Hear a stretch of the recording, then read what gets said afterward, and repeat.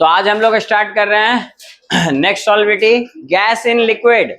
Gas in liquid हमने mix किया था, उसमें कौन सा लॉ आया? Henry law. हेनरी लॉ ने क्या बताया? Partial pressure of gas is directly proportional to mole fraction of gas. बस इतना तो बताना था, यही हेनरी लॉ है। हेनरी लॉ का स्टेटमेंट क्या दोगे? It is a partial pressure of gas is directly proportional to mole fraction of gas. कोई फार्मूला पूछे तो P equal to proportionality sign को किसे हटाएंगे? एक कांस्टेंट टर्म से। हेनरी लॉ का फॉर्मूला है जिसपे आते थे क्वेश्चंस। और अगर ये गैस है तो ये मोल फ्रैक्शन ऑफ गैस आप जानते हो ना, कैसे लिखते हैं बताइए? मोल फ्रैक्शन क्या होता है? Moles of gas by total solid plus solvent total, यही ना लिखते हैं जी। ये तो निकालने का तरीका तुमको पता ही, मोल फ्रैक्शन अलग से निकाल लेना, यहाँ पुट कर देना वैल्यू। ये फर्स्ट टाइप का था। अगर दो डिफरेंट पार्शियल प्रेशर हो सेम गैस का तो भी निकालने का तरीका पता है। क्या है जी? हाँ, x1 by x2 n1 by n2 w1 by w12, ठीक है। और साथ साथ आपसे पूछा जाएगा इंपॉर्टेंस ऑफ हेनरी लॉ, तो क्या बोलोगे हेनरी लॉ का इंपॉर्टेंस? सॉल्युबिलिटी बताता है गैस का, यानी कार्बोनेटेड ड्रिंक्स में यूज हो सकता है। और कहाँ? हाई एल्टीट्यूड पे यूज होता है, सिलेंडर टैंक में भरने में। तीसरा, स्कूबा डाइविंग में यूज होता है, ठीक है। और नेक्स्ट टॉपिक है आपका लिक्विड इन लिक्विड सॉल्यूशन। तो पहले सबसे पहले बताइए कि लिक्विड इन लिक्विड सॉल्यूशन में एग्जांपल क्या होगा? कहाँ आपने देखा है एक लिक्विड दूसरे लिक्विड के साथ मिक्स होता है? ऐसा कोई एग्जांपल आप बता सकते हो? बोलिए जल्दी से। बहुत सारा एग्जांपल देखा है जहां आपने एक लिक्विड दूसरे लिक्विड में मिक्स हो रहा है। कोई एग्जांपल नहीं है दिमाग में? देखो सिंपल सी बात है, acid mix with water. Acid कैसा होता है? लिक्विड। और वाटर कैसा होता है? लिक्विड। तो liquid in mix with liquid. तो लिखिए next, acid mix with water.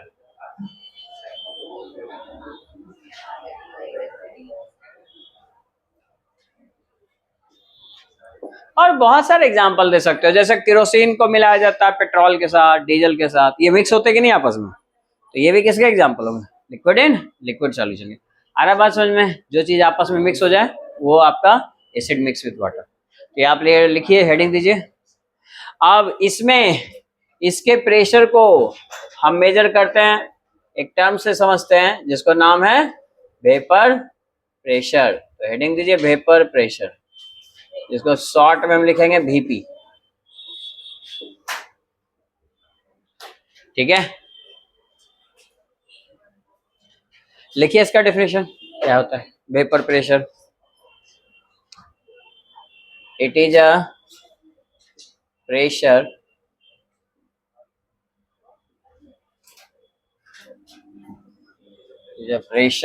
exerted by the vapors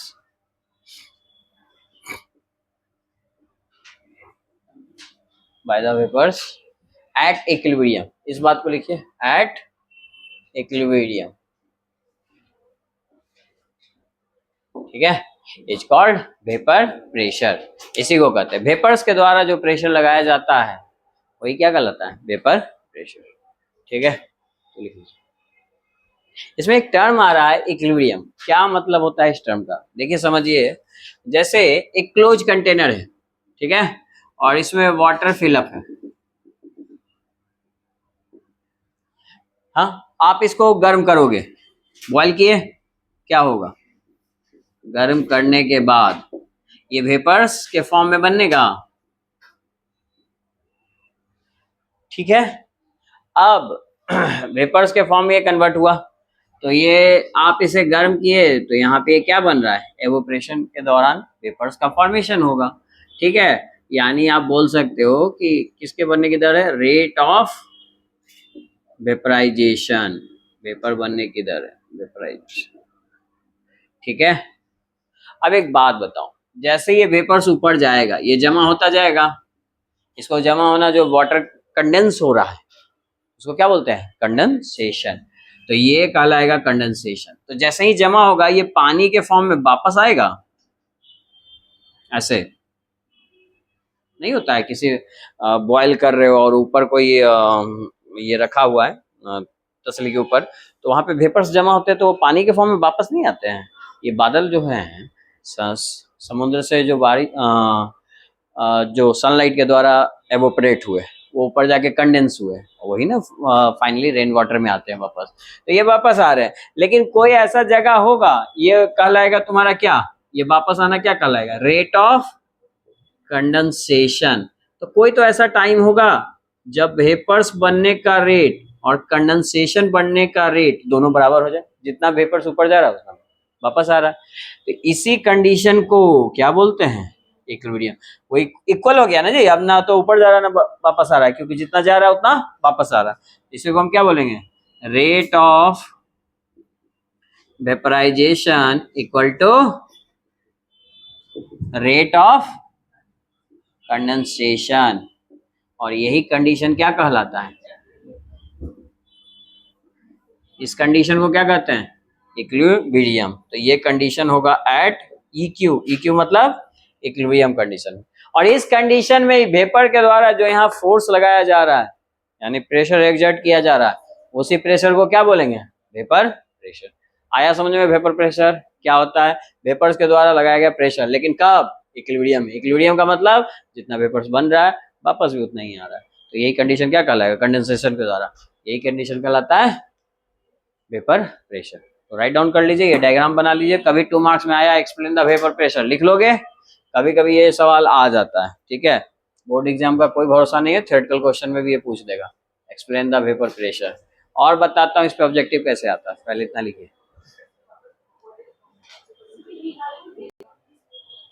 ठीक है, देखिए नेक्स्ट टॉपिक है कि वेपर प्रेशर किन किन फैक्टर्स पर डिपेंड करेगा। तो पहला है फैक्टर टेम्परेचर, क्योंकि हम हीट कर रहे हैं ना जी, तो टेम्परेचर तो यहाँ पे जैसे जैसे आप टेम्परेचर बढ़ाओगे, अब बताओ ज्यादा टेम्परेचर तो ज्यादा वेपर्स नहीं बनेंगे भाई, गर्म ज्यादा होगा एवोपरेट ज्यादा होगा, तो वेपर्स का फॉर्मेशन क्या होगा, मोर।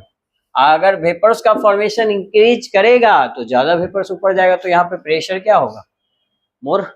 यानी कि वेपर प्रेशर इंक्रीजेस, यानी वेपर प्रेशर और टेम्परेचर में क्या रिलेशन है, डायरेक्टली प्रोपोर्शनल। टेम्परेचर के बढ़ने से वेपर प्रेशर इंक्रीज होता है। बोलिए ये बात समझ में आया। तो कभी कभी ऑब्जेक्टिव में ये भी क्वेश्चन पूछ सकता है, with increase in temperature what is the effect of vapour pressure. तो दोनों क्या होता है जी, डायरेक्टली प्रोपोर्शनल, ये बढ़ता है। आया बात समझ में।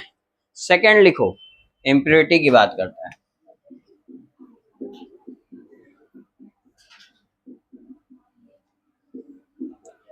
अगर हम ये इम्प्योरिटी सब्सटेंस में बढ़ा दें, क्योंकि लिक्विड होता है इम्प्योर, वाटर इम्प्योर होता है कि नहीं होता, होता है, तभी तो प्योरीफाई करके उसको पीते हैं।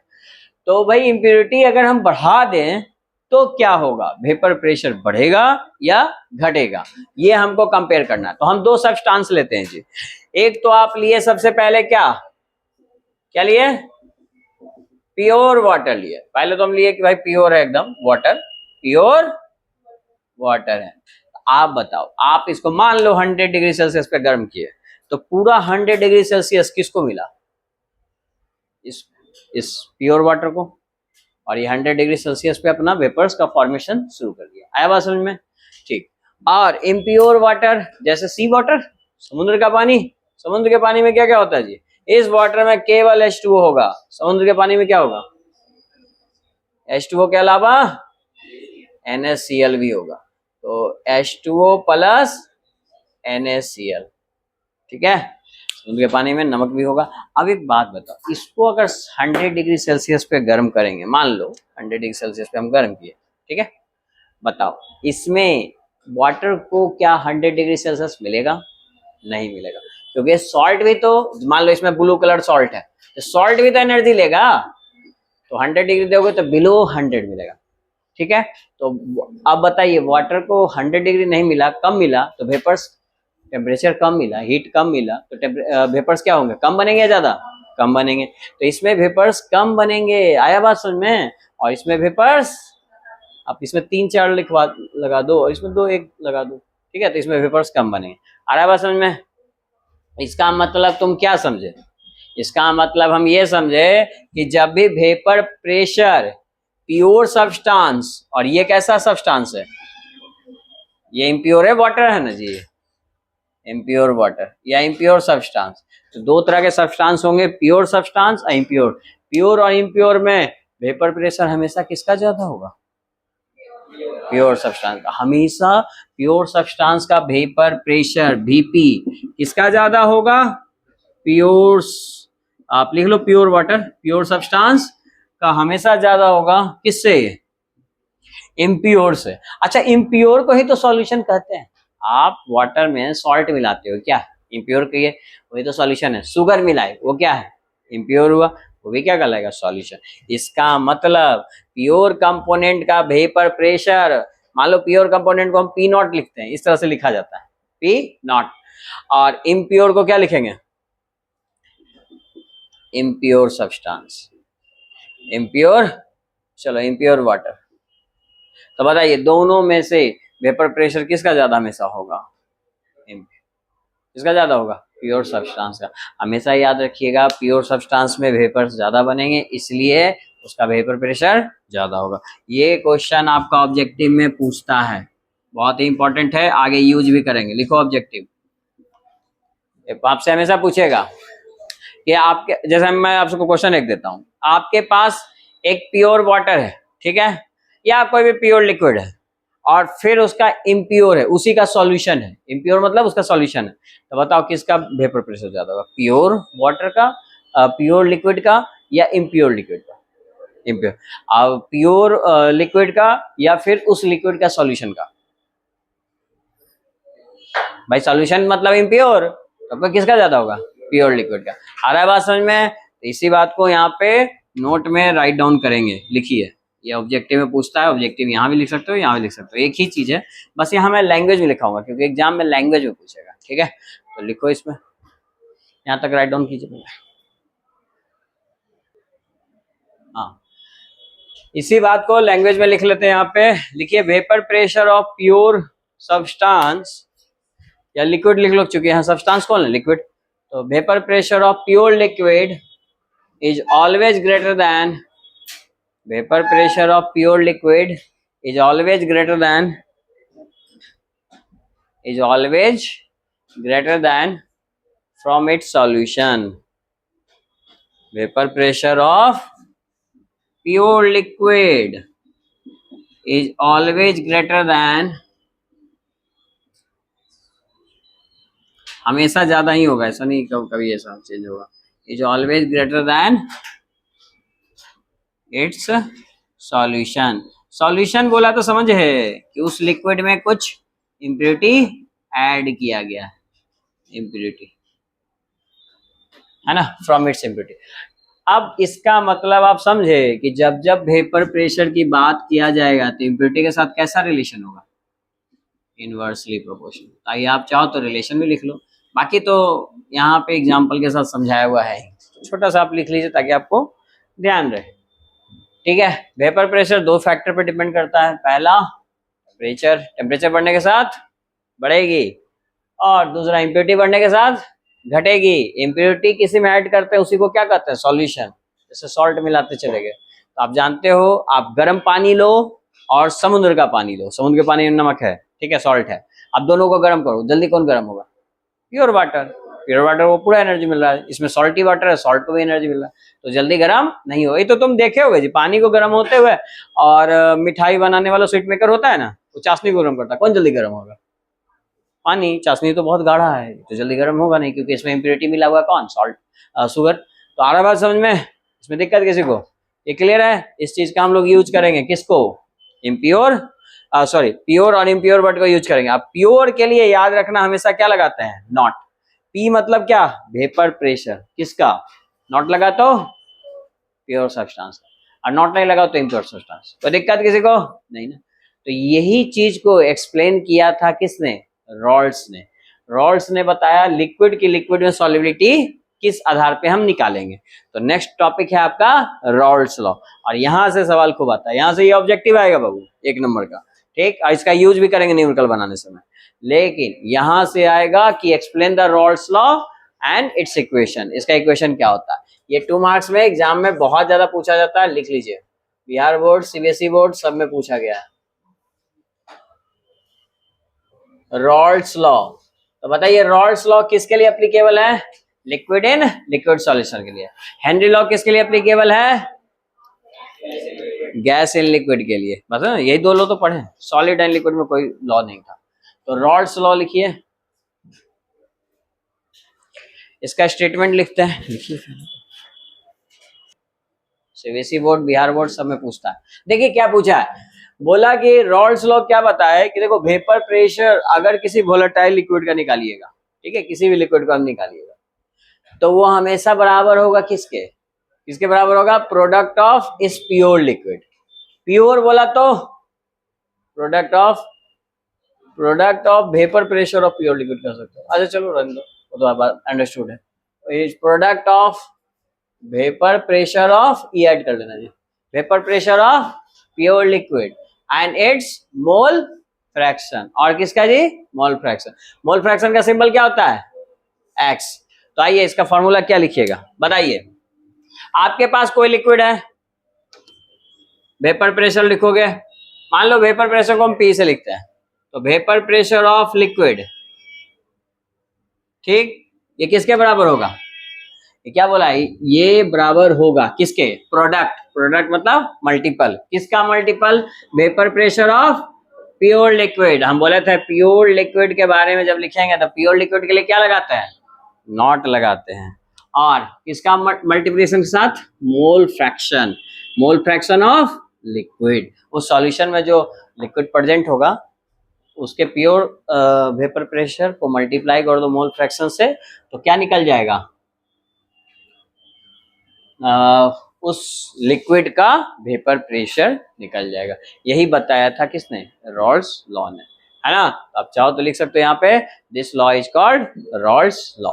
ये 2 मार्क्स का क्वेश्चन आता है एग्जाम्स में, आप इसे राइट डाउन कीजिए, फिर इसका हम और एक्सप्लेनेशन देखते हैं। अगर लिक्विड इन लिक्विड सॉल्यूशन के लिए एप्लीकेबल है तो मतलब एक लिक्विड होगा जिसमें हम दूसरा लिक्विड मिक्स कर रहे हैं। तो अगर मेरे पास 2 लिक्विड है, मान लो लिक्विड ए और लिक्विड बी, बोलो बात समझ में आता है? 2 लिक्विड है फॉर एग्जाम्पल। तो अब आप लोग पढ़ना सीखिए, सिंबल मैं लिख रहा हूं, आप पढ़ना सीखिए। अगर लिक्विड ए लिखा हुआ है तो पी ए केवल लिखा रहेगा ना, तो वेपर प्रेशर ऑफ लिक्विड ए। लेकिन अगर इसमें नॉट लगा दिया तो क्या पढ़ोगे, बोलो? हाँ, vapour pressure of pure liquid. ये प्योर लिक्विड का वेपर प्रेशर है, और कौन सा लिक्विड? Liquid A. तो मुझे बोलो पीवी नॉट का क्या होगा वैल्यू, मतलब पीवी नॉट को क्या पढ़ोगे? हाँ, vapour pressure of pure liquid B. बोलिए बात समझ में आती है? किसी को कोई दिक्कत? अच्छा ठीक। तो अगर इसको हम खाली पीए लिखेंगे तब क्या पढ़ते हैं? तब पी और वर्ड हटाना दो, खाली वेपर प्रेशर ऑफ लिक्विड ए। बात समझ में आया? ठीक है। तो अब मैं आप ही से पूछूं, हाँ जी तुम बताओ पीवी को क्या पढ़ेंगे, जल्दी से बताओ। बोलने दो उसको। हाँ बोलो जी, आज खुद से बताएगा वो। हाँ क्या नहीं पता? अरे वो लिखा हुआ तो है जी, क्या चलो आप बताओ जी बगल में। हाँ ये दिख नहीं रहा, लिक्विड ए है। आइए पीए का मतलब क्या है? Vapour pressure of liquid A. तब बी का मतलब क्या है? Liquid B. तो क्या लिखेंगे? Vapour pressure of liquid B. बोलो बात समझ में आता है? ठीक। तो अगर इतना समझ में आता है तो एक्स से लिखा तो इसका मतलब क्या है? पीछे तुम बताओ जी, तुम यहाँ एक्स से क्या होता है, उससे क्या पूछ रहे बताओ इधर, यही पढ़ेंगे। पूरा नाम बताइए। इधर एक्स भी रहा तो, और एन ए बी रहा तो एन बी ए बी है, और एन बी रहा तो आया समझ में? नाम लिखना ये सब, सॉरी ए होगा।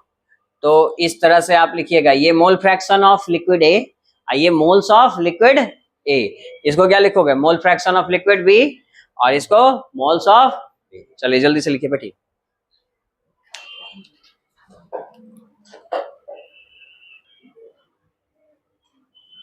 तो चलिए जल्दी से हम लिख लेते हैं। एक्स का मतलब आप जानते हो, मोल फ्रैक्शन, और ए लिखा है तो कौन सा liquid? Liquid A. Similarly mole fraction x का मतलब होता है, अब मोल फ्रैक्शन किसका? लिक्विड बी का।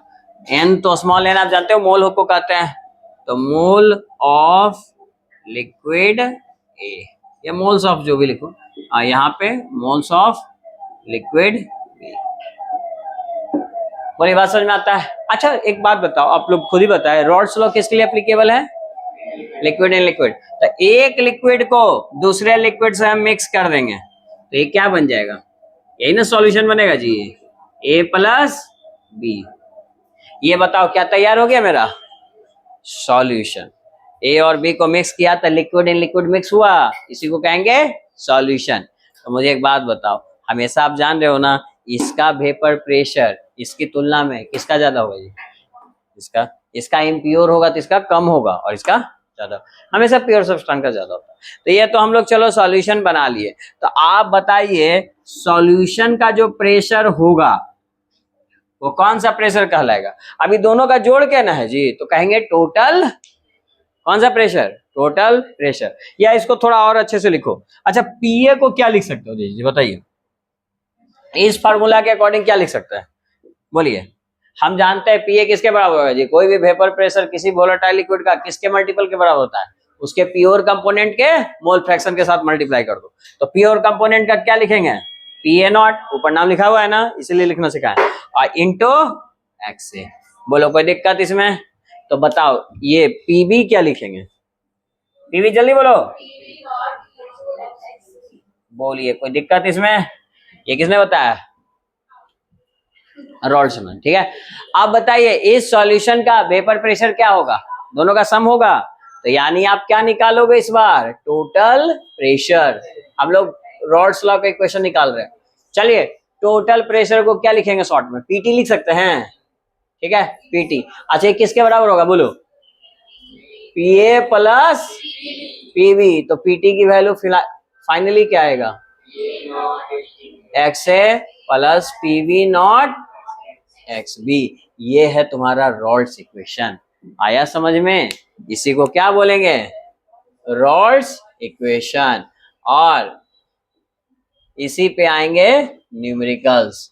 न्यूमेरिकल बनाने के लिए क्वेश्चन आएंगे, रॉल्स लॉ पे न्यूमेरिकल्स आते हैं, एग्जाम में बहुत ज्यादा पूछता है।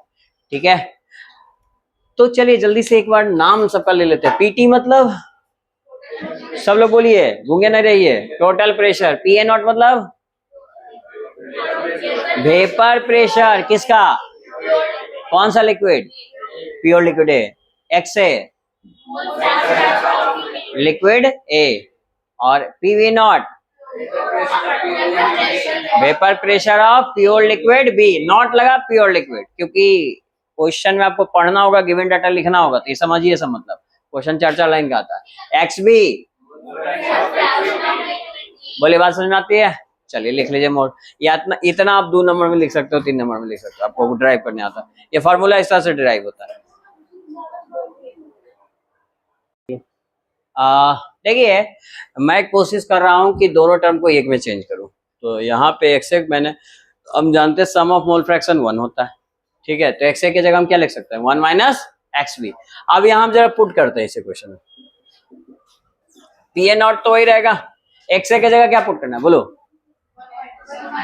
1 माइनस एक्स बी। यही तो करना है जी, अलजेब्रा है सिंपल से, और क्या? P V not X B. बोलिए कोई दिक्कत?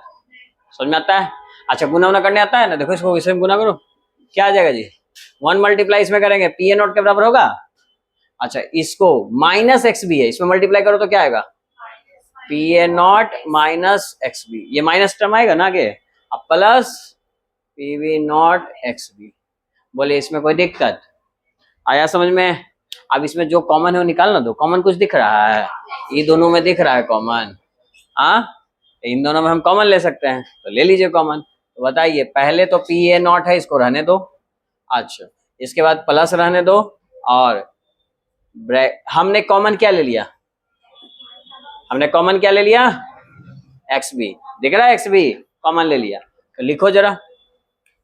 तो प्लस साइन के साथ लिखें, पहले इसको लिखेंगे, ठीक है, तो पहले लिख लीजिए पीवी नॉट। पीवी नॉट लिखेंगे, उसके बाद ये माइनस साइन के साथ आएगा, माइनस PA0। ये फॉर्मूला आया आप लोग का? नहीं? अच्छा खैर, अब तो समझ में आया ना। बस यही करना था, 1 माइनस XB को यहाँ पे पुट कीजिए तो टोटल प्रेशर किस टर्म में आ गया? इस टर्म में। अच्छा, इस टर्म में खास बात क्या है? इस टर्म में खास बात ये है कि आपको मोल फ्रैक्शन एक का भी पता है तो ये फॉर्मूला यूज करके आंसर निकाल सकते हो। अरे बात समझ, इसमें दोनों का पता होना चाहिए। तो हमने एक टर्म में चेंज कर दिया, एक टर्म में किया जी XB। किसी को दिक्कत नहीं ना? समझ में आ रहा है? तो देखो, इसी तरह से सिमिलरली आपको करना है। सिमिलरली अगर हम ये आप बोले ना कि मोल फ्रैक्शन सम जी 1 के बराबर होता है, ठीक, तो हम ये भी तो लिख सकते थे XB equal to 1 minus XA। और अगर ये वैल्यू XA अगर हम पुट कर दें 1 माइनस XA, कहाँ पुट कर दें? XB के जगह, तो फॉर्मूला क्या आएगा? जरा PT इक्वल टू निकालो तो आप लोग खुद से। चलो इस बार निकालना चाहिए सबका, बनाइए जल्दी से, फिर आते हैं इस पे क्वेश्चन बताते हैं कैसा एग्जाम में आपको पूछा गया। इस बार सब निकालिएगा और बताइएगा आंसर। देखो सिंपल सी बात है, इस बार ये पुट कर लेना 1 माइनस XA।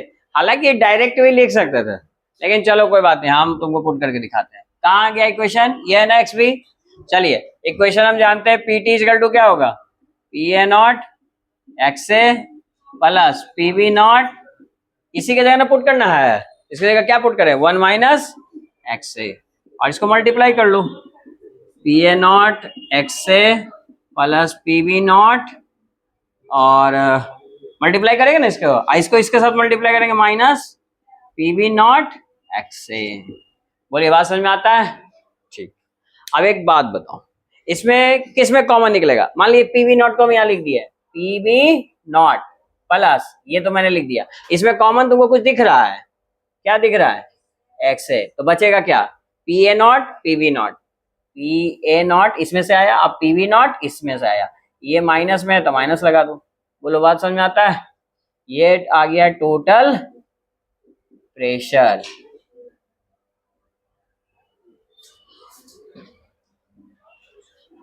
आ गया बात समझ में? किसी को कोई दिक्कत इसमें? ठीक है, तो आप एक सीक्वेंस समझो, इसे यहाँ पे समझो। ये तो फॉर्मूला आसान है जी, PA प्लस PB हम जानते हैं, नॉट और प्योर कंपोनेंट और मल्टीप्लाई मोल फ्रैक्शन। अगर इसको भी याद करना तो ये भी याद कर सकते हो, बड़ा आसान है जी। क्या है तरीका?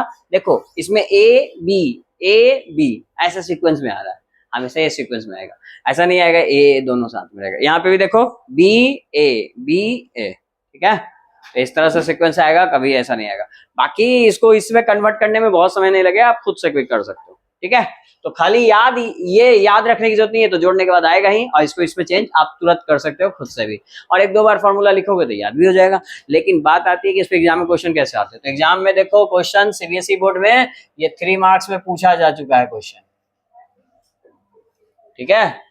तो ये है क्वेश्चन। आप पहले क्या कीजिए, देखिए सॉल्यूशन के क्वेश्चन बनाइए, हमेशा ही लाइन खींच के बनाइए। क्यों? क्योंकि दो कंपोनेंट तो मिलेगा ही मिलेगा, लिक्विड A और लिक्विड B।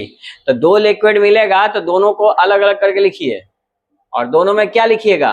Given data. तो लिखिए तो जरा गिवन डाटा क्या क्या दिया हुआ आपके हिसाब से, सिंबल के टर्म में लिख सकते हो, PA0 PA PB, total pressure क्या क्या है, तो आप लिखिए जरा जल्दी से। आइए पढ़िए question. Vapour pressure of pure liquid. Pure liquid मतलब कौन? क्या सिंबल लिखेंगे प्योर लिक्विड का? बोलिए। PA0, यही ना प्योर का सिंबल है जी, डायरेक्ट लिखिए PA0, और नहीं तो आप पूरा लिखिएगा vapour pressure of pure liquid. इसको क्या पढ़ेंगे PB0 को? वेपर प्रेशर ऑफ, बोलो, प्योर लिक्विड। तो वैल्यू कितनी है बताइए PA0 का? PA0 का वैल्यू कितना? देखिए लिखा हुआ है, A का वैल्यू ये रहा 450 mmHg, रहने दो यूनिट। अच्छा PB0 का वैल्यू 750 mmHg।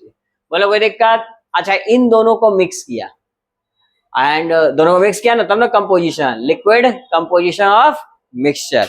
इसका मिक्सचर का लिक्विड कंपोजिशन निकालना। एक बात बताओ, अभी बोला लिक्विड कंपोजिशन का मतलब क्या? Mole fraction. यानी आपको किसका किसका मोल फ्रैक्शन बताना है? किसका किसका बनाना है?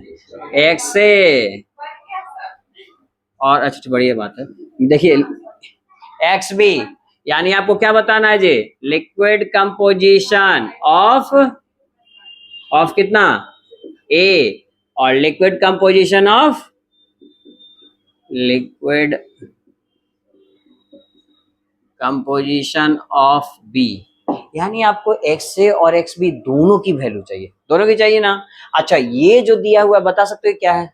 600 एम पूरा लिखा होता है जी, टोटल वेपर प्रेशर, यानी कि ये दोनों को मिक्स करोगे ना, ये दोनों को मिक्स किए तो उस दौरान जो सॉल्यूशन तैयार हुआ ए प्लस बी, उसका टोटल प्रेशर कितना होगा? 600 mm। बोलिए कोई दिक्कत? अब आपको यूज करना है रॉल्स लॉ, क्योंकि वेपर प्रेशर किस में आएगा? रॉल्स लॉ में आएगा। हेनरी लॉ में क्या आता था? पार्शियल प्रेशर, ठीक है। अब बताइए रॉल्स लॉ का इक्वेशन आप जानते हो भाई, ए और बी को जोड़ दो तो टोटल प्रेशर इक्वल टू क्या हो जाएगा? P A plus P B, और इसका वैल्यू क्या हो जाएगा? P A not X A plus P B not X B. क्या ये फॉर्मूला याद करने की जरूरत है? नहीं यार, दोनों को जोड़ दिए, दोनों का मोल, ये प्योर कंपोनेंट को मल्टीप्लाई करते हैं मोल फ्रैक्शन से तो पीए मिलता है। पीवी के लिए भी ऐसे ही लिखेंगे, दोनों को ऐड कर देंगे तो टोटल प्रेशर नहीं मिल जाएगा। और इसमें वैल्यू किसका पता है? टोटल प्रेशर का। पीए नॉट का पता है, पीवी नॉट का पता है, ये दोनों निकालना है, एक्स ए और एक्स बी। अब बताओ निकलेगा? नहीं, क्योंकि दो वेरिएबल है और इक्वेशन कितने हैं? एक। हमको क्या करना होगा इसमें? ये दोनों जो टर्म है एक्स ए और एक्स बी को, इसको एक इक्वेशन में कन्वर्ट कर लीजिए, और एक इक्वेशन के लिए कन्वर्ट करना सिखाया है, ये सम ऑफ मोल फ्रैक्शन से तुरंत कन्वर्ट कर लीजिएगा। आया बात समझ में? क्यों कन्वर्ट करने की जरूरत पड़ी, समझ में आया?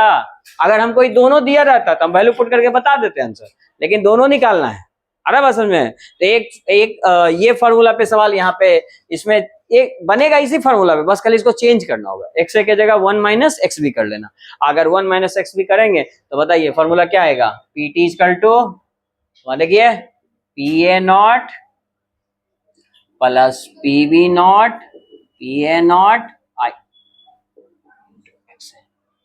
एक्स बी, सॉरी यही था ना, ए बी, ठीक। तो बोलिए बात समझ में आता है? अब आप बताइए, आपको टोटल प्रेशर पता है, पी ए नॉट पता है, पी बी नॉट पता है, पी ए नॉट पता है, तो एक्स बी नहीं निकल जाएगा? तो आप समझे कि इसमें से इसको क्यों बदलने की जरूरत क्यों पड़ी? क्योंकि हमको दोनों मोल फ्रैक्शन निकालना है, पहले हम एक निकाल लेंगे, दूसरा तो हम निकाल ही लेंगे। तो एक मोल फ्रैक्शन को इसको सॉल्व कीजिए, बताइए जितना कितना आता है आंसर? 0.5। कितने लोग को आया है 0.5? बाकी लोग बनाइए, जल्दी से बनाइए, निकालिए जल्दी से वैल्यू।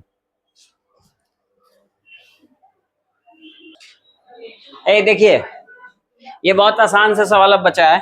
टोटल प्रेशर कितना है? टोटल प्रेशर कितना है बोलता नहीं है सब, 600। अब पी ए नॉट कितना है?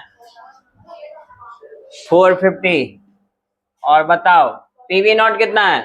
750 माइनस 450 एक्स बी। चलिए घटाइए इसको, सॉरी यहाँ प्लस भी होगा। अब बताइए 450 को इधर ले आओगे, 600 माइनस 450 कितना बचेगा? 150 बचेगा। इसको घटाओ, ये कितना घटेगा? 300 एक्स बी। नहीं डिवाइड हो जाएगा जी, 0 0 कट गया। अच्छा चलो, ये 0 इससे कट गया, और ये 15 इससे कितने टाइम्स कटेगा? 2 टाइम्स कटेगा। एक्स बी इक्वल टू क्या आ जाएगा? 1/2, दैट इज 0.5 मोल। आ गया?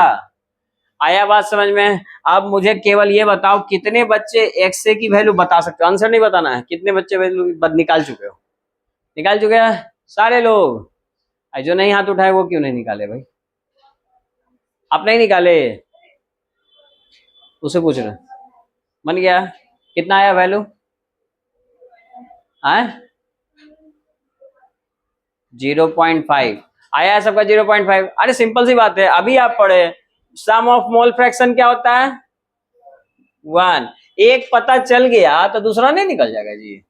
एक का वैल्यू कितना है हम निकाले ना, कितना है? 0.5 इक्वल टू 1। तो ये घटा दो इसमें तो कितना आ जाएगा? 1 माइनस 0.5 एक्स ए। एक्स ए का वैल्यू कितना आ जाएगा? 0.5। यानी समझे दोनों का कंपोजिशन यहाँ पे इक्वल ही आएगा 0.5।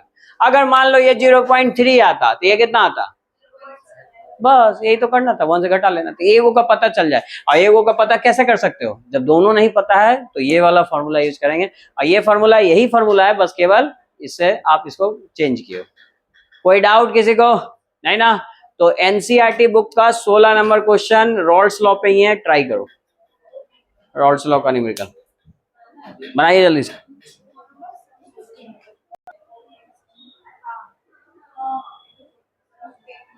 क्या? हाँ हाँ, हेप्टेन का 100 और ऑक्टेन का 114।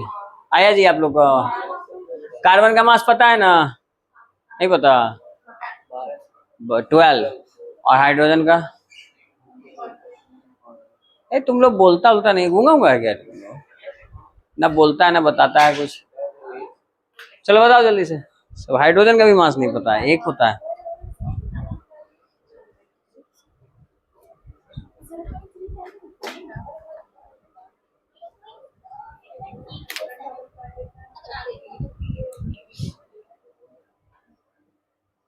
चलो जल्दी से बनाओ सब, पहले तो मोलर मास निकालो। अच्छा, जिसका मोलर मास निकल गया है वो दोनों को डिवाइड करके क्या निकालोगे, मोल। अब मोल से मोल फ्रैक्शन निकालने आता है, कैसे निकालोगे मोल फ्रैक्शन? निकालो फिर मोल fraction. Mole fraction of heptane निकाल सकते हो ना, कैसे निकालोगे? ऊपर लिखोगे है किसका मोल, हेप्टेन का, और नीचे टोटल मोल्स, ऐसे निकालते हैं ना, निकालिए, फिर हम टोटल प्रेशर निकाल लेंगे।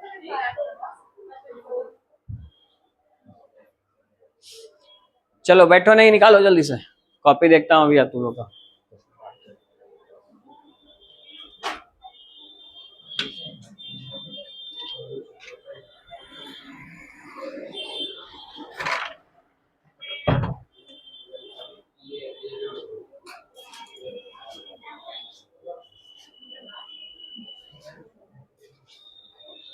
भर उड़ के नहीं रखता है रे, खाली रखता है।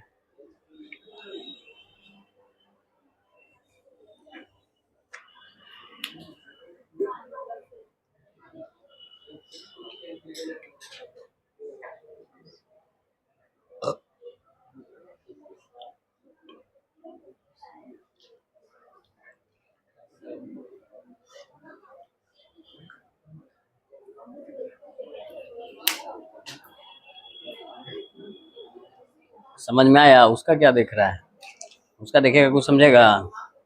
कार्बन का मास 12 होता है, हाइड्रोजन का 1। इसके बाद मोलर मास निकालते हैं, कैपिटल में।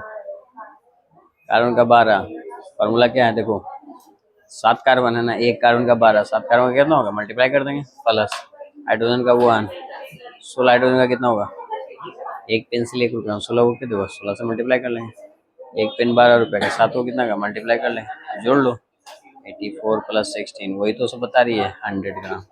आया समझ में? इसको देखो, अल्लाह नहीं करो, अपना अपना बनाओ। 12 × 8 + 1 × 18, समझ में आ रहा है? क्यों? जोड़ लो, बड़ा अच्छा है, इसमें क्या ही करना है। अब मोल का फॉर्मूला लिख ही दिया तुमको वहाँ पे, क्या होता है, मास बाई मोलर मास, दोनों को डिवाइड कर लो, कितना हो जाएगा, मास क्या है 26, मोलर मास कितना है जरा 100, क्या गया मोल।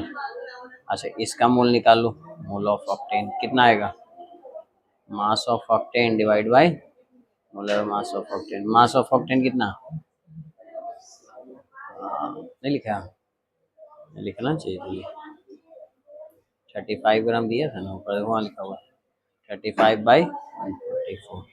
बोलो कोई दिक्कत, इसको डिवाइड कर लेना, ये कितना आएगा 0.26 आएगा, इसको डिवाइड करो जरा, कितना आ, आगे निकालो।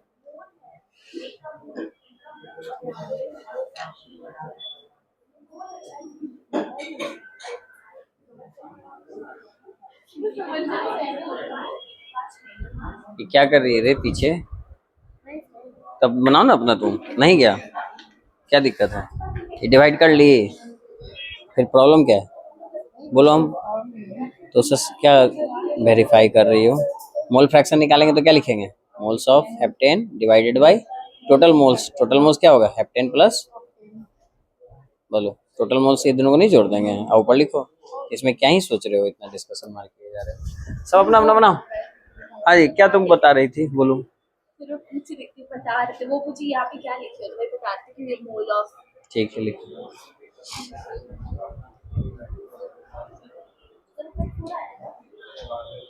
खुद पे भरोसा थोड़ा ज्यादा करो, पड़ोसी पे तुम लोग को बहुत भरोसा रहता है।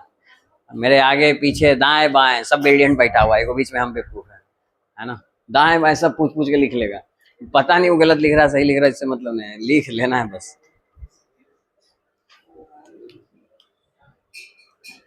दिक्कत होता है पूछो, मैं घूम तो रहा हूँ क्लास में।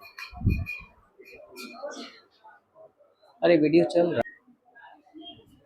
हाँ चलिए देखिए, आप लोग मोलर मास निकालना सीखे हो, कैसे निकालेंगे जी?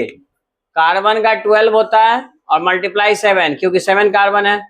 हाइड्रोजन का 1 और मल्टीप्लाई 16, इसको मल्टीप्लाई करो जी, 84 प्लस 16 कितना आ जाएगा?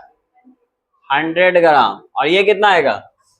12 मल्टीप्लाई 8 प्लस 1 मल्टीप्लाई 18 है ना। आप इसको टोटल जोड़िएगा 114 ग्राम आएगा। चलिए मोल्स निकालना तो बता ही दिया जी, तो मोल्स का फॉर्मूला तो पता है, 26 डिवाइड बाई 100 कितना आ जाएगा? 0.26। ये किसका मोल आया? हेप्टेन का नंबर ऑफ मोल्स। आपको दिक्कत है तो पूरा लिखिए, नंबर मोल्स ऑफ हेप्टेन, ठीक है।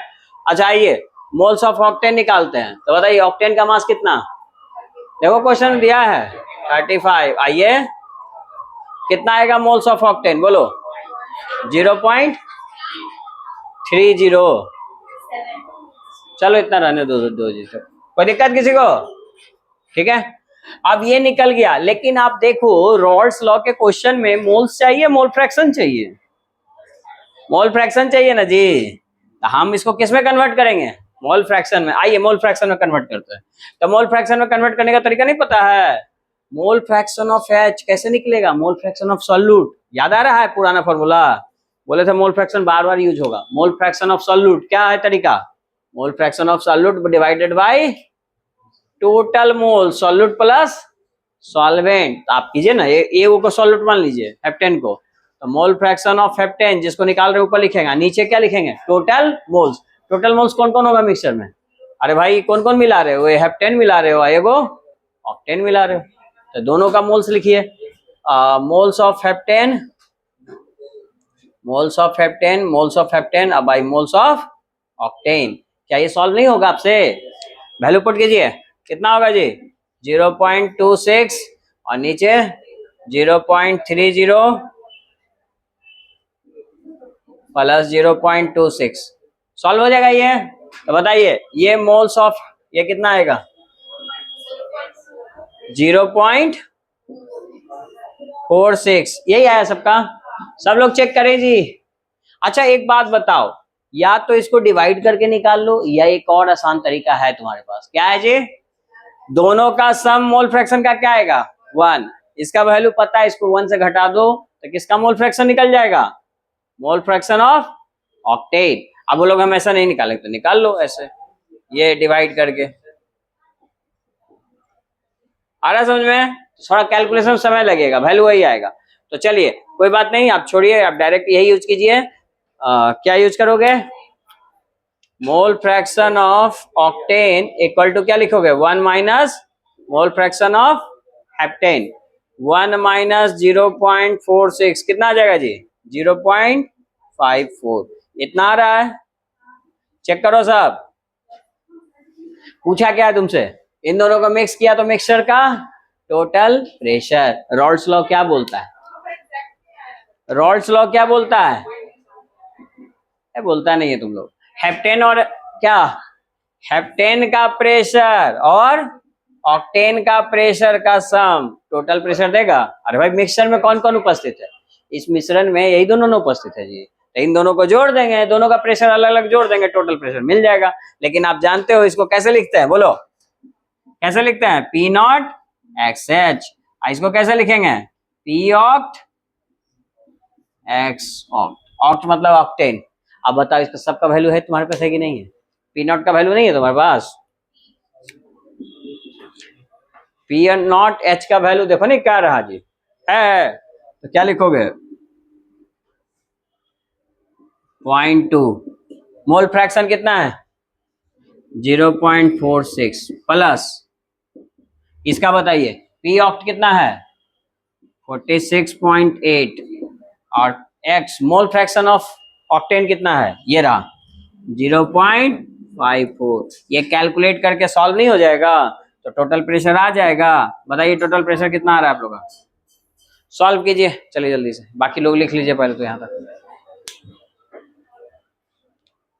आप देख रहे हो एक एक क्वेश्चन कितने। हाँ देखिए इस क्वेश्चन में आप समझ लीजिए क्या क्या दिया हुआ है। ये जो वेपर प्रेशर है वो किसका है? प्योर वाटर का, प्योर वाटर का वेपर प्रेशर ये दिया हुआ है। आया समझ में? अब क्या बोल रहा है कि आपके पास जो 450 ग्राम वाटर है उसमें हम क्या मिला रहे हैं? 25 ग्राम ग्लूकोज। ये मिलाने के बाद ये क्या तैयार होगा? मिक्सचर ना जी।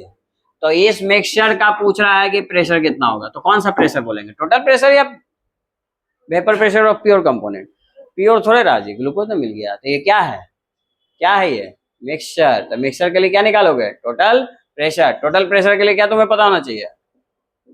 PA0 प्लस XA और PV0 प्लस XB। बोली बात समझ में आती है? ठीक। अब एगो का तो तुमको पता है। मान लो वाटर को तुम, वाटर को क्या मान लोगे? ए मान लो या बी मान लो। चलो लिक्विड बी मान लिया, ठीक है। तो लिक्विड ए किसको मानोगे?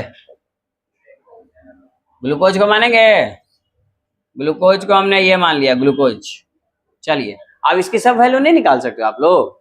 बताइए यहाँ पे इसका मास दिया हुआ है जी, ग्लूकोज का W है कितना है? देखो ना 25 ग्राम। अच्छा ये दिया हुआ तो क्या इससे इसका मोलर मास नहीं निकल जाएगा? 180 ग्राम। तो यहाँ से इसका मोल्स नहीं निकल जाएगा? कितना है? दोनों को डिवाइड कर दो 25/100। इससे मोल फ्रैक्शन नहीं निकल जाएगा? क्या तरीका है? Moles of glucose by total moles. अगर ये निकल जाएगा तो एक्स भी नहीं डायरेक्ट निकल जाएगा। एक्स भी छोड़ो ना, इतना लिखने की जरूरत नहीं है। 1 माइनस एक्स कर देना, निकल जाएगा इससे। इसके बाद टोटल प्रेशर का रॉल्ड्स लॉ इक्वेशन यूज करो और फाइनल वैल्यू बताओ। आया बात समझ में? ये बना के लाइएगा, कल मिला लीजिएगा। एनसीईआरटी में आंसर होता है पीछे।